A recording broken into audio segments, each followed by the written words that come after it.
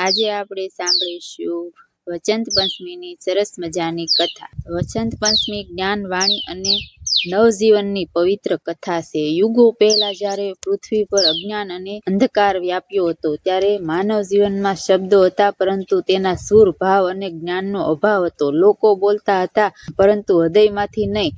ત્યારે દેવતાઓએ બ્રહ્માજી પાસે પ્રાર્થના કરી કે હે સર્જનહાર, જગતને જ્ઞાન અને વાણીનો પ્રકાશ આપો। બ્રહ્માજીની તપસ્યાથી એક અદ્ભુત તેજ પ્રકાશિત થયું અને એ પ્રકાશમાંથી પ્રગટ થયા માં સરસ્વતી, શુદ્ધ સફેદ વસ્ત્રોમાં વીણાને ધારણ કરી, જેઓ વાણી, વિદ્યા, સંગીત અને બુદ્ધિના સ્વરૂપ હતા। જ્યારે માં સરસ્વતીએ વીણા વગાડી, ત્યારે શબ્દોમાં મધુરતા આવી, મનમાં વિચાર ઉપજ્યા અને જીવનમાં જ્ઞાનનો વસંત છવાયો।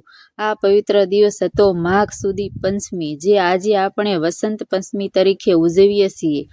આ દિવસે પ્રકૃતિ પણ બદલાય છે, ઝાડો પર પીળા ફૂલ ખીલે છે, ખેતરોમાં સરસવ લહેરાય છે અને ધરતી પર નજીવું જીવન પ્રગટ થાય છે। એટલા માટે જ વસંત પંચમીના દિવસે લોકો પીળા વસ્ત્રો પહેરે છે, માં સરસ્વતીની પૂજા કરે છે અને બાળકોનું વિદ્યા આરંભ કરે છે। વસંત પંચમી આપણને શીખવે છે કે જ્ઞાન એ સૌથી મોટું ધન છે।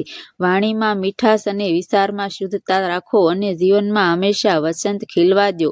માં સરસ્વતી સૌને વિદ્યા, બુદ્ધિ અને સદબુદ્ધિ આપે છે। જો મિત્રો અમારી વાર્તા ગમી હોય તો લાઈક કરજો, શેર કરજો અને સરસ મજાની કોમેન્ટ કરજો। ચેનલમાં પહેલી વાર આવ્યા હો તો સબસ્ક્રાઈબ જરૂર કરજો। ફરી મળશું આપણે આવી નવી વાર્તા સાથે। ત્યાં સુધી બધાને જય શ્રી કૃષ્ણ, જય સરસ્વતી માં।